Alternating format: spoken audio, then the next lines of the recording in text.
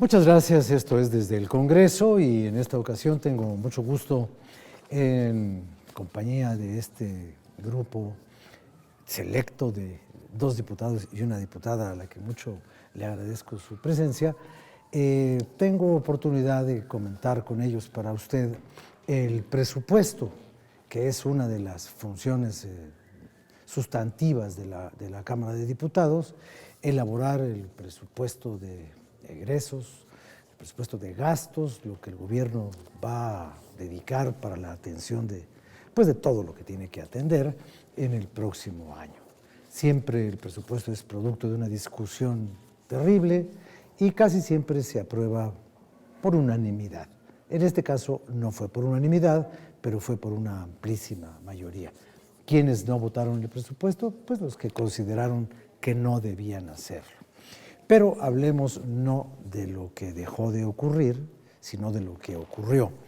Y en esta ocasión hay un presupuesto enorme, un volumen de dinero que usted no puede escribir en su calculadora porque le faltan cuadritos.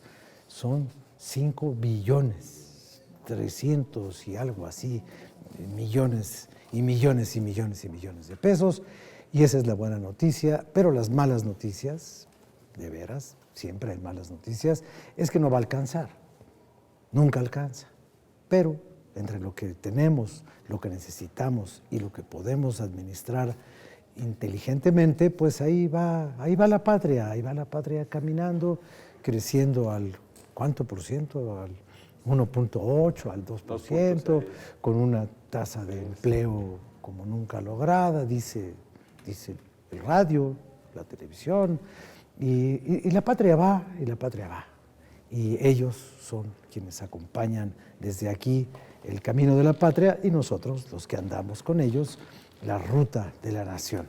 Muchas gracias por explicarnos qué hicieron con lo del presupuesto, qué va a pasar, y prefiero que ustedes, antes de comenzar a platicar, se presenten con el público y nos digan su nombre, su partido, de qué estado de las repúblicas vienen, de dónde son representantes, y podamos empezar a conversar sobre qué hicieron con el presupuesto.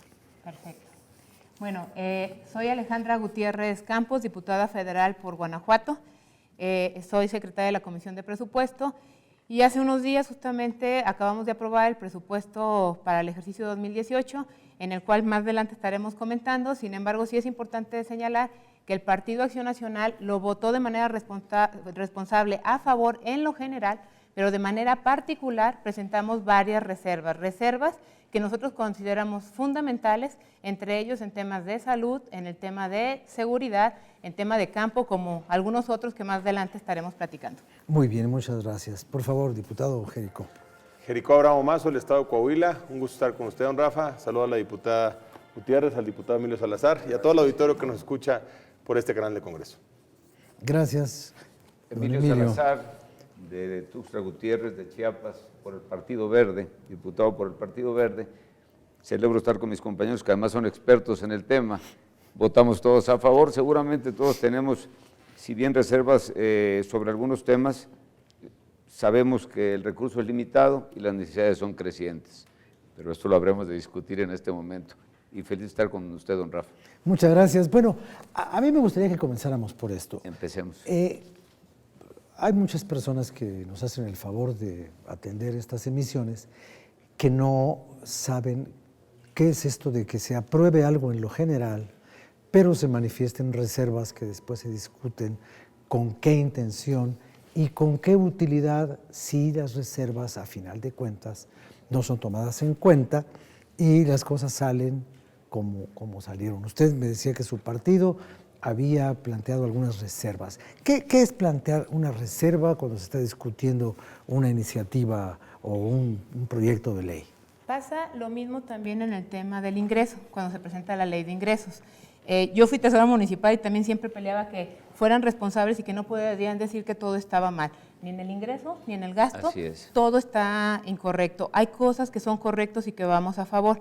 Entonces, no se vale que solamente por temas políticos digas que votas en contra absolutamente todo, porque eso querría decir, primero que nada, en el tema del ingreso, que no podría recaudar absolutamente nada y eso sería completamente irresponsable. En el tema del gasto, querría decir que entonces lo único que podrías estar ejerciendo al inicio del año sería únicamente lo básico indispensable de gasto corriente. Y yo me pregunto de los partidos que votaron en contra, si estuvieron en contra también en el ejercicio en curso, entonces, ¿cómo permiten que también sería un presupuesto idéntico para el siguiente ejercicio? Lo responsable es votarlo en lo general, pero ser muy puntuales en qué cosas no estamos de acuerdo, porque no estamos en contra de todo, ¿sí? Entonces, presentamos reserva de todos aquellos puntos que nosotros consideramos que no son adecuados ni ayudan al crecimiento del país. ¿Qué era para ustedes lo inadecuado, lo inconveniente? Hay varios, un par de detallitos. Sí, varios temas. Primero, en el tema de salud creo que es muy importante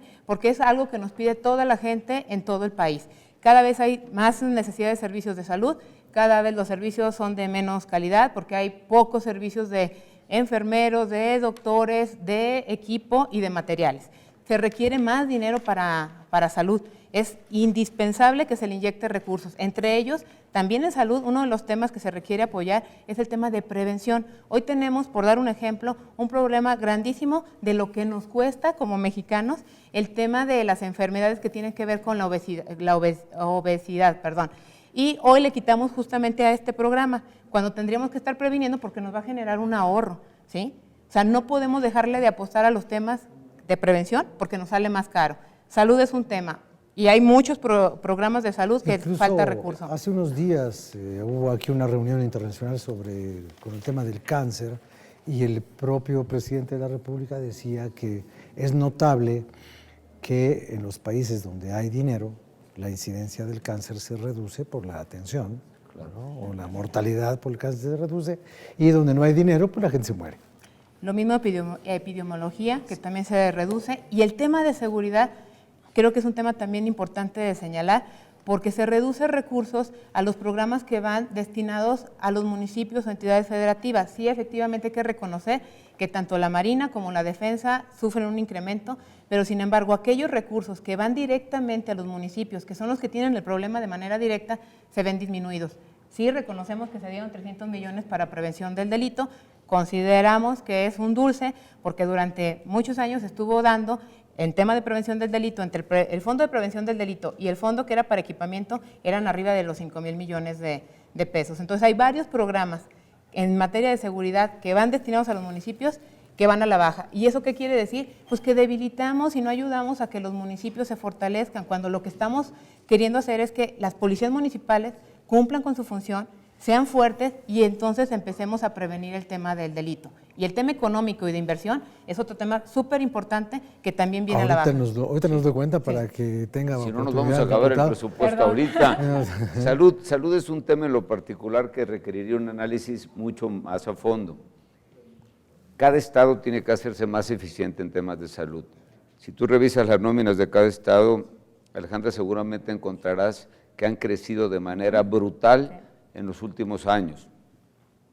Todos los sistemas de salud de los estados están obligados primero a revisar sus nóminas para quedarse con aquellos que sean eficientes y que verdaderamente cumplan con una función, más operativos que administrativos, porque se han duplicado y triplicado en los últimos 6 y 7 años. ¿Eso qué provoca? Que haya más dinero para salarios, pero menos dinero para insumos y menos dinero para cubrir también tratamientos específicos. La prevención hace rato que viene siendo parte de los programas en todas las enfermedades crónico-degenerativas. ¿Por qué? Por una simple y sencilla razón. Hoy la gente vive más y con eso las enfermedades duran más y eso tiene un costo mayor. Yo pienso que salud necesitamos que, así como es responsable la federación al generar un presupuesto, cada estado tiene que ser responsable en administrar el dinero que tiene para salud. Hay un tema en salud que hasta me cuesta decirlo, pero debo hacerlo. Aún los aviadores hay que sacarlos porque hay muchísima gente que firma. Hay cliniquitas que tienen 40, 50 y 60 gentes adscritas. O en el turno de la noche, donde pudiera un médico o 2 médicos sacar esas clínicas, hay 7 y 8 y otros 10 administrativos. Que además no van. Que además no van. Bueno, sí van los 15 y los 30. Yo pienso que hay que... Exacto. Yo pienso que... Pero van a firmar nómina, ¿no? Hay que revisar muy bien salud en el tema de los estados. ¿Por qué? Porque además ahora se modificó la ley del Seguro Popular, pero antes tomaban hasta dinero del Seguro Popular para pagar parte de las nóminas y no funcionaba ni lo uno ni lo otro. En el caso de seguridad que menciona mi compañera, es cierto, el Ejército y la Marina tienen incrementos, qué bueno, porque algunos municipios ni siquiera ejercían lo que les mandaban.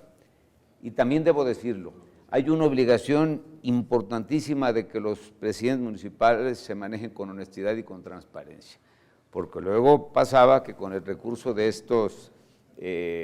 para estos temas de seguridad, lo utilizaban para cosas diferentes, o bien se frotaban las manos con ese dinerito para lograr pingües negocios.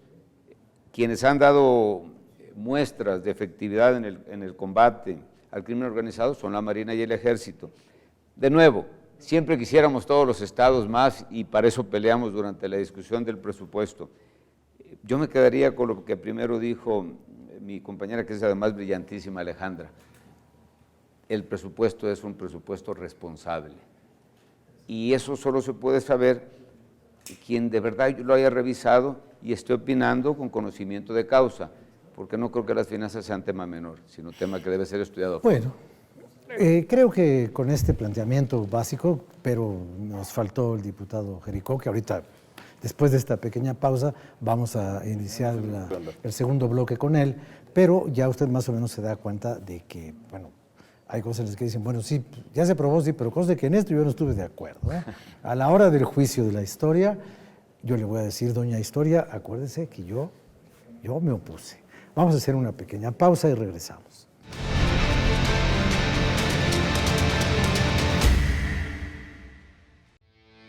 La juventud ya despertó. Soñamos. Pero nos tomamos muy en serio nuestro sueño. El derecho a sonreír es para todos. Necesitamos ser escuchados. La patria también somos nosotros. Luchamos por la felicidad. Nada vale más que la libertad. Hacen falta Más voces, las nuestras. Descubrimos Soluciones. Primer Parlamento Mexicano de la Juventud, diciembre 2017. Conoce más en parlamentojuvenil.mx. Cámara de Diputados, por México, 63ª legislatura.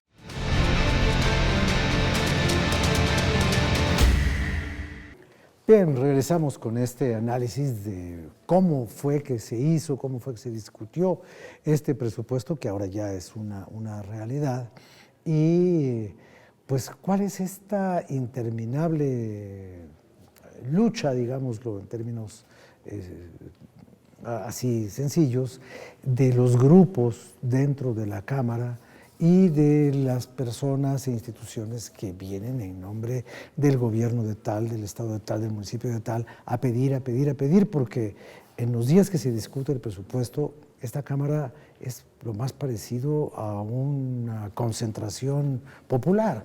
Viene gente de todos lados, unos por las buenas, otros por las malas, unos ponen cadenas en las puertas, otros atraviesan autobuses, otros vienen y cabildean. Porque finalmente la protesta pues, es una forma de cabildear en la calle, ¿no? Claro. Cabildear con la presión callejera para exigir algo. Y a la hora de la hora no se le da gusto a todos, no se puede, o sí se puede.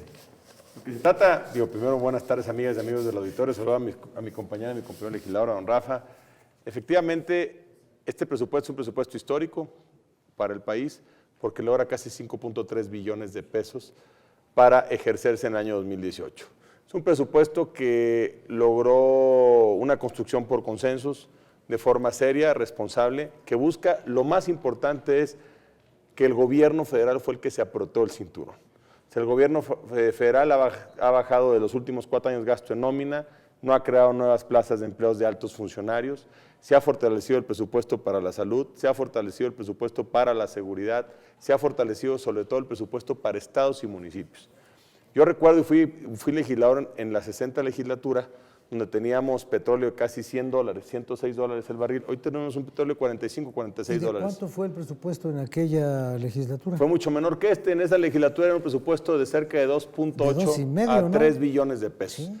Y tampoco alcanzaba. Ahora tenemos el doble y tampoco alcanza. Porque tenemos un país, don Rafa, que está creciendo. Tenemos un presupuesto sostenido, un crecimiento económico sostenido de promedio del 3%. del 2.8%. Quisiéramos crecer a más, claro. Yo no veo un mexicano que diga que no quiere crecer. Todos queremos crecer a números más grandes, pero a nivel comparativo, a nivel Latinoamérica o los países que están adheridos al OCDE, México es de los países que no ha dejado de crecer, por ejemplo, de una forma sostenida. Un país, para darnos una idea de si estos 5 billones que suenan tan espectaculares son algo importante. México tiene 104 millones de habitantes, más o menos. No, ya tenemos casi 110 millones de habitantes. Vamos a decir que tenemos 110 millones de habitantes. 112. Y tenemos 5 billones de presupuesto. Así es. ¿Cuánto tiene de presupuesto Brasil, que tiene 200? Le aseguro. El doble de población, no tiene el doble de presupuesto. No, y tiene menos presupuesto que México per cápita, Ajá. a pesar de que ellos tienen otros ingresos por la empresa, en la movilización que se dio de su sector energético, comparado con el nuestro, que acabamos de iniciar desde el 2014, las reformas transformadoras, que veremos que en el mediano y largo plazo nos darán resultados, sobre todo en materia de inversión y crecimiento económico en el país. Pero déjeme decirle algo. En nuestro país, algo que se ha hecho en esta administración es fortalecer los ingresos de estados y municipios. Hoy, con un petróleo de $45, ya nuestras finanzas públicas no dependen más que en un 13% de los ingresos petroleros. El resto son ya ingresos tributarios, ingresos de derechos, otros ingresos que el país ha logrado obtener gracias a su eficiencia, a su disciplina financiera y materia presupuestal. Hoy los estados y municipios reciben más dinero que hace 10 años o reciben más dinero que hace 5. Ejemplo de ello es que en este presupuesto se garantizó que todos los estados y municipios del país reciban al menos, quitando inflación, entre un 5 y un 6% más de ingresos en materia de participaciones que lo que recibieron en el año en el que estamos terminando. Y le pongo un ejemplo. Yo soy de Coahuila. Nuestro estado va a recibir proyectado, porque siempre termina más, recordemos que el presupuesto es una proyección del gasto estimada, sobre todo en base a los ingresos. Coahuila va a recibir 2.200 millones de participaciones más que lo que recibió en 2017. Guanajuato va a recibir un 6-7% más porque es un estado que recauda bien y que cobra bien. Entonces, en su mezcla de participaciones le va a ayudar a recibir más, al igual que Coahuila, es un estado que cobra bien y recauda bien. La Ciudad de México va a recibir 6.000 millones de pesos más. Ahora, este año más su fondo de 1.250 millones de fondo de capitalidad. A ver, se crea un fondo para la atención a los desastres y ninguna persona que haya tenido un daño en su vivienda o sea víctima de los terremotos del 7 y el 19 de septiembre, se quedará sin un apoyo gubernamental. Hay presupuesto para ello, creamos el Fonren, y le metimos más dinero al Fonden por 18,000 millones de pesos, se creó el fondo de tasa cero de reconstrucción por 2.500 millones de pesos que va a ser potencializado con los estados, sin que los estados paguen capital, solamente pagarán intereses para también hacer a los estados responsables un poquito de que le aporten de ese excedente de participaciones a la reconstrucción de estas áreas afectadas. Y para no alargarme más y dejar a mis compañeros continuar con este tema, decirle de forma muy transparente que la ley de disciplina financiera, la ley de transparencia, la ley de fiscalización que mis compañeras y nosotros votamos en esta legislatura van a servir para que esos recursos sean supervisados vía GPS desde que salen de la asesoría de la Federación hasta que llegan al lugar. Y la Auditoría Superior de la Federación hoy tiene más dientes para poder sancionar a aquella administración, aquel servidor público o aquel gobierno que haga mal uso de los recursos públicos. Es algo que nos debemos sentir orgullosos, no se sacrifican las finanzas de los estados ni de los municipios, que es donde se combate la inseguridad, que es donde se genera y se disminuye la pobreza, que es donde llegan los empleos que este gobierno, junto con los empresarios y el esfuerzo de todos los mexicanos, ha logrado casi 3.6 millones de nuevos empleos, la cifra más grande de los últimos 50 años, y es porque México está creciendo con seriedad, con responsabilidad y sobre todo dándole la cara a los problemas, no haciéndonos a un lado. No dijimos quién lo hizo sí y quién lo hizo no, estamos tomando el toro por los cuernos. Bueno, yo le comentaba que si no es una cosa paradójica, que mientras más dinero se ha venido otorgando históricamente en épocas recientes a los gobiernos municipales y estatales, más gravísimos casos de corrupción en los estados hemos visto, porque tenemos en un poquito de tiempo más, ya vamos a tener un equipo de fútbol de puros gobernadores en el bote. Y tiene mucha razón. Ya va para 11 al ratito. Y tiene razón. Es una paradoja porque se les dio la lana y se crearon feudos y virreinatos. Exacto. Señores feudales en los municipios y virreyes en los estados. Ahora se hacen leyes para evitar que los virreyes actúen como Y tales. por eso están en la cárcel. Y por eso los metieron pero al también bote. pero también hay que ser autocríticos. Pero ya- hay que ser autocríticos. Yo he votado a favor del presupuesto y de todas estas leyes, pero hay que ser autocríticos, Jericó, y debemos decirlo, porque ahí estoy de acuerdo con don Rafa. Ha habido un exceso de corrupción en muchos municipios y en muchos estados, y es cierto, hay muchos en la cárcel, pero muchos más deben ir también. En los 3 niveles de gobierno y en todos los partidos, porque nadie tiene la exclusividad tampoco de la corrupción, ¿no? Vemos presidentes municipales de todos que no utilizan bien los recursos. Primero pedían porcentajes, hoy hay quienes ponen hasta su propia constructora y se lo autoasignan. Lo que hay que ver es que la fiscalización sea todavía más estrecha y que no haya impunidad, que es la queja permanente que tenemos de la gente. Está bien que tengan más recursos porque los estados crecen y en el sur crecen demográficamente todavía muy fuerte, pero tiene que crecer la fiscalización. Ahora, esta pregunta es muy difícil de contestar porque estamos en los terrenos, en los pantanosos e indefinidos terrenos de la hipótesis, pero si hubiera un justo gasto, si se gastara con objetiva racionalidad y absoluta honestidad, 5.340 y no sé qué millones de pesos alcanzarían para que las cosas estuvieran mejor de como están. Yo creo que no es difícil la contestación, yo creo que es muy sencilla. Al final de cuentas, México es uno de los países que lamentablemente tiene unos índices de corrupción y de impunidad más altos. Y eso es lo que tenemos que estar peleando todos para bajarla, porque justamente yo coincido. O sea, tenemos corrupción en los 3 niveles de gobierno y lo que nos cuesta como ciudadanos mexicanos, la corrupción es muy alta. Si ese recurso fuera destinado realmente a lo que México necesita, hoy tendríamos mucho menos problemas de los que tenemos, México estaría creciendo mucho más y, insisto, muchos temas fundamentales estarían resueltos. Claro que sí le tenemos que pegar al tema de impunidad. Y no es que hoy haya más temas de corrupción, el tema es que hoy, con el avance tecnológico, con las redes y demás, se conoce más. Se conoce con el avance justamente de todas las leyes que comentaban mis compañeros, es más evidente, y antes había nada más que la impunidad era mayor. Eso nos haría más fácil la rectificación. Pero yo lo que veo es que las redes y todo el chismorreo alrededor de ellas no evita. Yo creo que sacraliza y glorifica conductas, porque no veo yo que la rectificación de las cosas provenga de que las cosas se saben o no se saben, porque según yo hay una corrupción legal y hay una corrupción ilegal. Si quieren, en el próximo bloque, después de que Miguel Reyes Razo... ¿Cuál legal y cuál ilegal? Yo les digo cuál es la corrupción legal. Sí, claro. Es visible, todo el mundo la está mirando, ¿no? Y es tan legal y tan corrupta que nos esconde su verdadero rostro. Ahorita les digo yo cuál creo yo que es, pero pues además tampoco me hagan mucho caso, yo solamente soy un conductor. Pero ahorita regresamos, Miguel Reyes Razo tiene su colaboración y venimos a la tercera parte de esta emisión. Mucho gusto, Hernán. Gracias.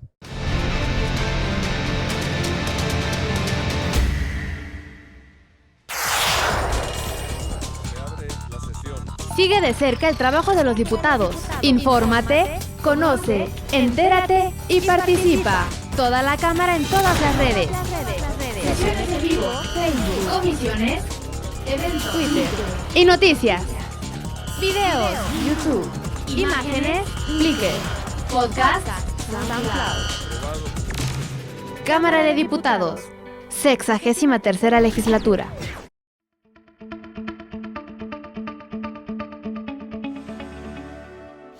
Pues este mes de noviembre del año 2017, el presidente de México, Enrique Peña Nieto, decidió emprenderla a Vietnam, a ese país del Asia, del sudeste asiático, tan importante, que ha dado tantísima historia, tanto que hablar, tanta preocupación, tantas conmociones que nos suscita Vietnam. La antigua colonia francesa de la Indochina. Primero, una lucha del pueblo vietnamita por evitar ser juzgados por chinos o por japoneses a lo largo de una historia que tiene como sello principal, como gran marca, el ansia de libertad, el ansia de no ser sojuzgado, el afán, la fuerza para evitar la esclavitud del pueblo de Vietnam. porque sus vecinos han querido someterlo en distintas etapas. Y luego el colonialismo, ya en nuestros tiempos, el colonialismo francés. No querían después de la Segunda Guerra Mundial otorgarles su libertad, su independencia al pueblo vietnamita. Y el presidente norteamericano, el primero de ellos, Harry Truman, que sustituyó en la Casa Blanca a Franklin Delano Roosevelt, se dio a apoyar con cierta discreción, pero con efectividad, a Francia para que no perdiera esa colonia, la Indochina francesa.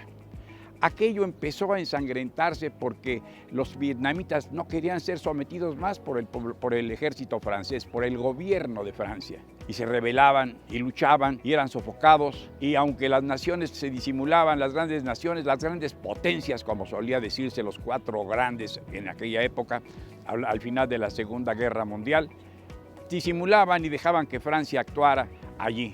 Y Harry Truman, el primero de los presidentes que se involucró fuertemente en el problema de la Indochina francesa, apoyando. Y como Harry Truman, el general Eisenhower, que venía después de la Guerra de Corea y de la Segunda Guerra Mundial de ser el gran vencedor, junto con el general Douglas MacArthur, si bien recordamos. Y luego el presidente John F. Kennedy, que estaba a regañadientes, pero no tomó una decisión adecuada. Y por cierto, paradoja de la historia, tenían un gobierno de los que entonces se llamaban un gobierno pelele, de Ngo Diem, quien es asesinado con el apoyo de fuerzas oscuras norteamericanas, dineros norteamericanos, le dan golpe de estado a Ngo Diem, y quien muere el día 1 de noviembre de 1963, un mes antes que el propio Kennedy. Claro, John Kennedy, cuando autorizó y apoyó ese golpe de estado y esa conjura contra Ngo Diem, no imaginaba, nadie puede imaginar su muerte, que ocurriría 23 días después en Dallas, Texas. Y después de Kennedy, Johnson. Y luego de Johnson, Nixon. 5 presidentes se metieron en un galimatías terrible en Vietnam, al grado de que se llegaron a practicar atrocidades como que curas budistas se incendiaran, se rociaran una mezcla de gasolina y diésel para incendiarse. Bonzos, ¿recuerda usted esas fotografías? Las tomó un fotógrafo de la AP, un gran reportero, que les tomó aquella foto, que fue portada de la revista Life de aquella época, incendiándose un anciano, incinerándose, inmolándose, quemándose, ardía la carne. Cuenta Malcolm Bowles, este fotógrafo, este reportero, que tuvo la oportunidad de llegar ahí. Pues todo terminó allá por el 70 y tantos, cuando el propio Henry Kissinger, secretario de Estado, y los negociadores vietnamitas terminan la guerra y reciben el Premio Nobel de la Paz. Han pasado entonces para acá, cuando 73, 27 y 15, 50 años casi. Vietnam está floreciendo, tiene unas anchas avenidas. Estuvimos en Da Nang, en esta reunión de la cumbre de los países de la cuenca del Pacífico. Llegó el presidente Trump de los Estados Unidos, que volvió a renegar de los tratados plurales y a ratificar su intención de no participar más en el TPP, Tratado del Transpacífico, que sí había aprobado y que sí ha visto con simpatía su antecesor, el presidente Barack Obama. Y allí estuvo Enrique Peña Nieto, con la preocupación de nuestro comercio y del comercio de todos, que no haya trabas, que no haya aranceles. Hoy que se habla de libre comercio, México está abriendo cada vez más sus fronteras, y es un partidario del libre comercio franco, declarado y practicante.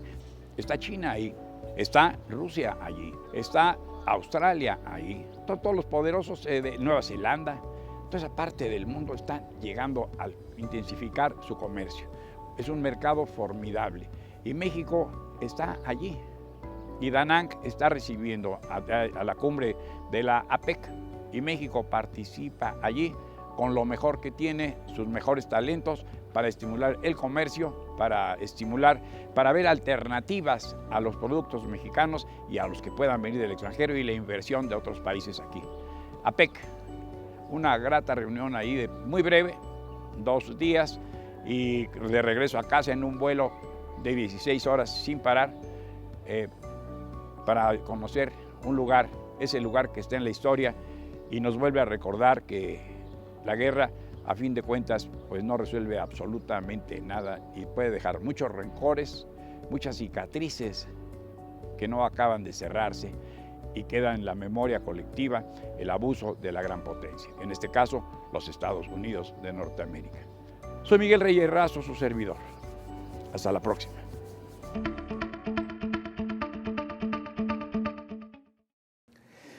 Bien, muchas gracias. Gracias a Miguel por su colaboración, como todas las semanas, que nos hace el favor de engrandecer y darle un contenido mayor a este programa. Y bueno, yo había dejado caer una especie de provocación para definir que desde algún punto de vista existe una corrupción legal o legalizada y una ilegal. Y yo decía, bueno, la corrupción legal, ¿cuál es? Pues la corrupción legal es la que permite que una oficina de gobierno, de cualquier poder, del poder judicial, que es una chulada, del poder legislativo, del poder ejecutivo, de pronto un señor dice que la oficina necesita transportes y se manda a comprar 6 camionetas Suburban blindadas, cuando podría haber comprado 6 coches que costaran cada coche 250,000 pesos. Se compra camionetas de 2 millones y compra 5. Y luego otro señor llega y dice, como este edificio ya está muy viejo, quiero que me lo remodelen todo y a cambiar pisos, alfombras, paredes, decoración, etcétera, etcétera, etcétera, etcétera. Y luego otro dice, y como me están arreglando mi oficina, pues necesito una oficina alterna. Y ahí va la oficina alterna con sus 9 carros de séquito, con sus 18 ayudantes, con sus 22 secretarias. Hay una especie humana, casi siempre perteneciente al género femenino, que nació con un brazo así, porque aquí siempre traen una laptop y van caminando atrás del señor funcionario con su laptop aquí, ¿no?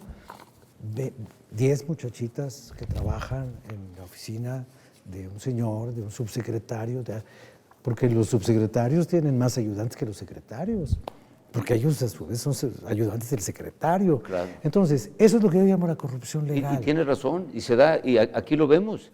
Es decir, yo recuerdo siendo diputado local, la primera vez, habían oficinas que tenían 20 años iguales. Fui presidente de la Junta de Gobernación y estaban iguales. Llegó el siguiente presidente y ya no le gustaron. No le gustaba que hubiera madera vieja, que hubiera muebles viejos, y mandó a remodelarla absolutamente cuando no había un quinto. A mí eso se me hace corrupción también, y he estado siempre en contra de ello. Y lo más seguro es que el proveedor era su compadre. O su amigo. Y aquí mismo lo vemos, algunos tenemos oficinas vintage. ¿Por qué digo vintage? Porque mi tele es 80, mi sillón es 84, mi escritorio creo que 92, y la computadora ha de ser como 2001. Bueno, y hay otros que tienen oficinas muy modernas, muy bonitas y muy diferentes. Todos los que no tenemos oficina. Bueno, así estamos, bueno, temblor se quedaron sin oficina. las tuve y dejé mis muebles vintage en el H. Ahí quedaron, que me dolió, porque eran vintage. En la plaza, ¿A pero qué voy? el servicio ¿A qué voy? gusto. Pero vemos unas muy diferentes. Yo he ido a alguna hasta que se ve el exceso hasta de plumas finas en algún lado, u otra donde se ven los muebles de piel. Yo coincido absolutamente que eso tiene que cambiar, y de origen lo dijo don Rafa cuando dijo, si se utilizaran los 5 billones de manera racional, ¿esto sería diferente? Por supuesto que sí, y debemos combatir tanto esa corrupción legal como la otra de la que estábamos hablando. Y hay un tema bien importante que hay que señalar. Como legislativo hemos avanzado mucho en las leyes que evitan justamente todo este tipo de situaciones. Tenemos un presupuesto basado en resultados, ¿sí? Claro. Que te dice que hay una metodología para poder llegar a decir hacia dónde va orientado el gasto que realmente genera el resultado que mejora la calidad de vida de la gente. Yo he dicho que es una llenadera de formatos porque a mí ya me ha tocado también estar del otro lado. Pero a veces no cambian en los formatos la razón real. Pero no lo hacen correctamente, lo hacen por llenar.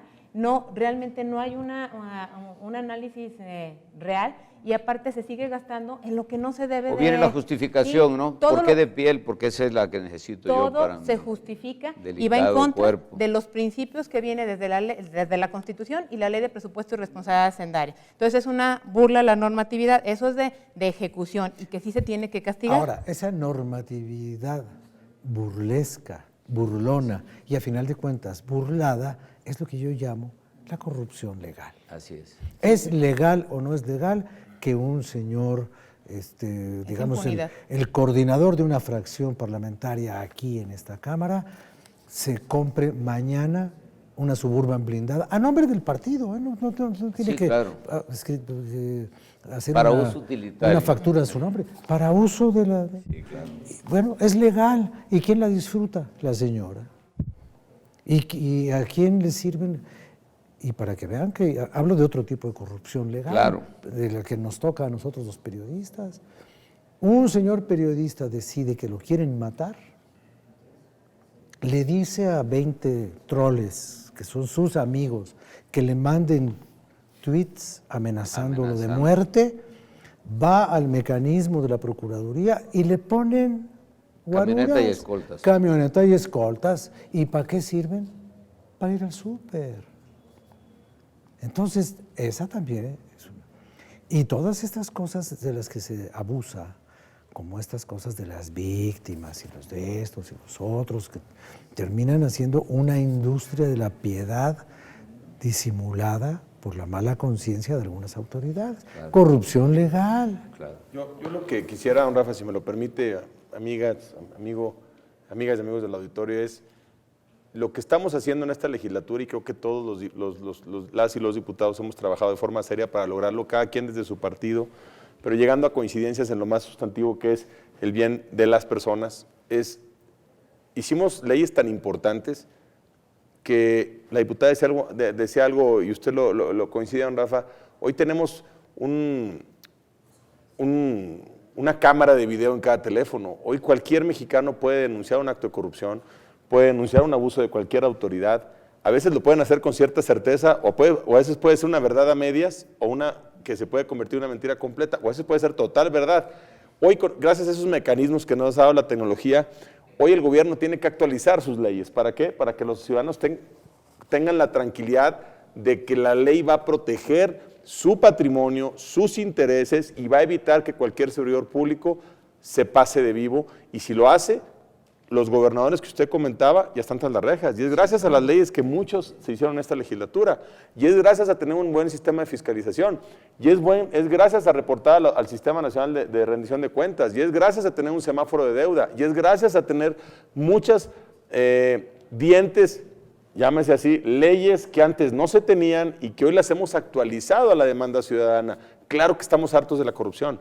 Claro que estamos hartos de la impunidad, pero este gobierno ha tomado el toro por los cuernos y ha enfrentado temas que nadie quería tocar, ha enfrentado los retos que nadie quería tomar porque iban a ser desgastantes, y al final el que actúa en contra de los actos de corrupción, el que mete a la cárcel los corruptos, el que mete o propone sanciones para sancionar X o Y acción, siempre tiene un desgaste.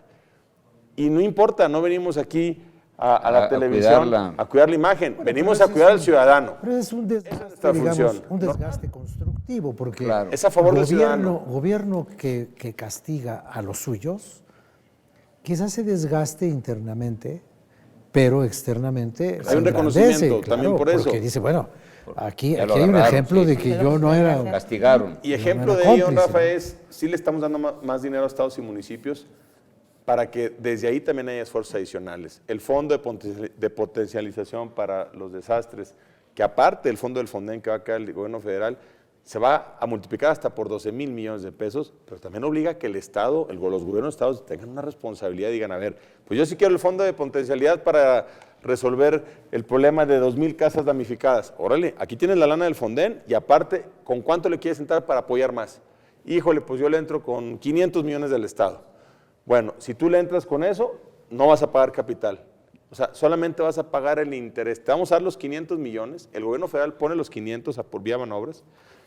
Tú solamente pagas los intereses a 20 años, no vas a pagar capital. Y el beneficiario es el ciudadano. Y esos recursos van a estar muy bien fiscalizados. Oye, para Jerico, que nadie se pase de vivo. Pero te lo voy a poner en el nivel micro y no en el nivel macro. En el nivel macro soy a todo dar. Hoy hay damnificados que no fueron foliados y que no saben ni qué hacerse. Yo lo que te puedo decir... ¿A qué voy? ¿A qué voy? Tú le hablas a las instancias y se lo pelotean. Municipios de todos los partidos, insisto, no quiero hacerlo. No, yo, claro. Yo lo que creo es que todos Mexicanos. los funcionarios públicos tienen que hacerse verdaderamente conscientes y empáticos. Y sensibles. Pues por eso digo empáticos, porque tienen que saber lo que están sintiendo y atender a sus ciudadanos. porque la reflexión de don Rafa a mí me gusta, en lo macro aquí lo vemos a todo dar, pero a veces en lo micro, aquel que llega a la clínica con necesidad de un antibiótico y que no puedan, y que no haya el antibiótico para curar la infección, aquel damnificado. O que lo tenga que ir a comprar. O que la tenga que ir a no comprar se lo así. están suministrando, Claro, ¿no? o aquel damnificado que tiene 1 o 2 meses viviendo en una colchoneta, en una casa de campaña y que la esperanza se le acabó y que no logra que llegue, o que ya le clonaron la tarjeta. Ese es el gran esfuerzo que tenemos que dar. Y lo digo con respeto a todos los partidos. Todos. Porque también tengo algunos compañeros que son profetas. Esos que votan todo en contra y que todo está mal. Que tampoco creo que todo esté mal. Creo que la mayoría está bien y tenemos que hacer un gran esfuerzo porque esté mejor. Bueno, lo único que está mal Sí. es que ese malvado reloj Nos va ganando. avanza, avanza y avanza y no nos da oportunidad, y estamos ya a punto de terminar el tercer bloque de los 4 que conforman esta emisión. Ojalá les pueda contestar en el siguiente un tema. Pero yo les propongo que en la entrada del siguiente, ya sin preguntas sin nada, usted entra derechito. Yo ya nomás le digo, le toca, y usted ya se arranca diputada. Vamos a hacer una pausa y regresamos, pero de inmediato con la diputada. Gracias.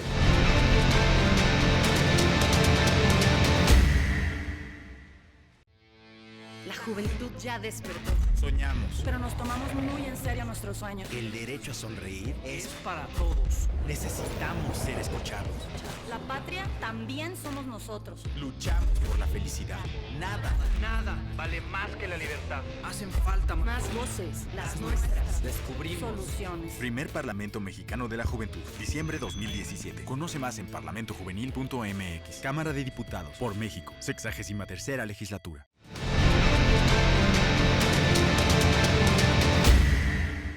Muy rápidamente sobre lo que ustedes señalaban, que yo sí Ale. quiero reconocer que el trabajo de mis compañeros y su Gracias. capacidad, porque nos ha tocado los 3 años trabajar juntos, pero yo ahí sí respetuosamente difiero en un tema. En el tema de los recursos que llegan a los municipios y a las entidades federativas, efectivamente está llegando más tanto de participaciones como de aportaciones. Este es el famoso gasto federalizado. Claro. Pero también es bien importante señalar que este gasto, como bien decía mi compañero diputado, es gracias a la recaudación también que tienen las entidades federativas. Por Y daba el supuesto. ejemplo justamente de Guanajuato, que Y de es mi Coahuila. estado, sí, y de Coahuila, que son estados que administrativamente han hecho bien su trabajo, que por otro lado también los ciudadanos han contribuido y pagan sus contribuciones, y que aparte la economía permite que justamente haya dinero para pagar. Entonces no es un acto gracioso de gobierno federal o de nosotros como diputados, porque hay una ley de coordinación fiscal que es justamente la que marca la fórmula para que se dé esto. Y yo sé que es trabajo en equipo, sí, claro. pero sí es importante señalar que es gracias a la recaudación. Segundo tema, ustedes comentaban el tema de la reconstrucción. Se ha venido diciendo que no hay recursos para varios rubros que nosotros hemos venido insistiendo que sí se necesitaba más dinero, porque teníamos el gasto adicional del tema de la reconstrucción. Yo sí quiero ser aquí muy puntual. Yo sé, y coincido con Emilio, que Emilio lo vive porque su estado está pasando por ellas, entonces lo ve todo cada que va a su estado, que sí se requiere apoyar a las personas que están sufriendo. Me ha tocado estar cercanas de algunas de ellas y de verdad tenemos la responsabilidad de apoyar, pero sin embargo también es bien importante señalar que aunado al recurso adicional de los 18,000 millones que señalaba para el fondo de reconstrucción, el FONDEM, el fondo de prevención también que tiene recursos adicionales, el FONREC, que es un fondo nuevo. Sumando estos 3 recursos, el adicional son 21,000 millones de pesos. Y sumamos también hasta el fondo de capitalidad, ya sumando... Son 38, ya llega 38,000. casi llega a 30. Más lo de este año que se ha invertido, que son los seguros, 10,000, más los seguros, casi 50,000 millones de pesos. Sumando todo eso, o sea, llegamos a esa cantidad. Sin embargo, lo que tenemos del presupuesto 2017, que son 4.88 billones de pesos, comparados con lo de este presupuesto, que son 5 billones 279 más o menos, o sea, traemos un diferencial de 390,000 millones de pesos. Quiere decir que de todos modos traemos ahí un recurso para poderlo destinar a aquellas actividades y aquellas acciones que más necesita la gente. Entonces, yo por eso insisto, hay cosas que se pudieron lograr, Sí. que hubo consenso y que van en favor de la gente. Sin embargo, como grupo parlamentario del PAN, hay situaciones y ramos en particular que consideramos que de ese recurso adicional se pudo haber apoyado, y creo también, porque fue una de las reservas, que todavía los 3 poderes Y a los 3 niveles de gobierno podemos apretar todavía más el cinturón en gasto corriente, porque el gasto de capital va a la baja. Pero lo que les pasa, creo yo he visto desde hace muchos años las discusiones del presupuesto. Creo que desde, no me acuerdo qué número de legislatura era en 1969, creo que era la legislatura 3 o algo así, ¿no? Que fue cuando yo empecé a trabajar como cronista parlamentario. Sí. Como la 43. Por ahí de la 40 y algo. El presidente era Díaz Ordaz y bueno, era un México muy distinto. Pero la discusión yo la escucho idéntica. Y es un poco como querer acomodar los colores del cubito ese que fue tan famoso, el señor Rubik. Sí, de Rubik, sí. Bueno, porque si le muevo de un lado, le desajusto del otro. Entonces, el problema, creo yo, del presupuesto es que se quiere sustituir con voluntad política el volumen financiero de los recursos disponibles. Es que, dice alguien, es que tenemos que darle más a seguridad. Bueno, también denle a seguridad, pero le quitamos a educación. Claro. No, quítenle a este, o denle a este sin quitarle a este. Y como que ahí es en donde nunca terminan las cosas ajustándose al 100 para todos lados, no se puede. Hay que darle lo que más genere mejor calidad de vida. Sí, no es fácil encontrar la fórmula exacta. Hay estados como Coahuila o como Guanajuato que son estados ricos en recaudación. México tiene varios Méxicos, un México del norte, industrializado cerca de la frontera, un México del centro, también industrializado con vías, carreteras a los centros de consumo, y un México del sur, pobre, con crecimiento demográfico alto, con baja recaudación. La República del Bajío. Exacto, República del Bajío exacto. Cosa, ¿no? Es decir, Querétaro, también, Guanajuato, entonces, a la hora de distribuir el presupuesto, hay muchos factores a considerar. En el sur crecemos demográficamente de una forma mayor a la del centro y del norte. El 70% de la gente gana menos de 2 salarios mínimos generales, el 40% de la gente es población indígena, la dispersión geográfica es brutal. ¿Por qué menciono esto? Porque pasa lo mismo a la hora de repartir el presupuesto. Todos hacemos el esfuerzo de que quede lo más equilibrado posible y seguramente todos peleamos por los distritos, los municipios o los estados que nos tocan. De nuevo, creo que el presupuesto es responsable, que hemos hecho todos el mayor esfuerzo. Para mí siempre quedará una reserva que no someto a votación, pero que siempre tengo. Ojalá hubiera lo mejor y lo mayor para mi estado. Y ojalá que desde el Senado pueda yo seguir trabajando para él. Acabamos aquí de presenciar un autodestape porque el señor diputado Emilio se quiere ir allá al Senado de la República. Pero quiero que me acompañen Jericó y Alejandra porque trabajo muy a gusto con ellos. Caray. No, bueno, por mí, yo no puedo votar por los 3, es más, no puedo votar por ninguno porque yo no pertenezco a sus estados. Pero bueno, les puedo echar una porra por escrito. Una porra, ¿verdad? Esa sería buena. Que les vaya muy bien. A ver, Jerico. Ya para cerrar, ya se va a acabar el programa. Nos quedan 5 minutos. Claro que sí.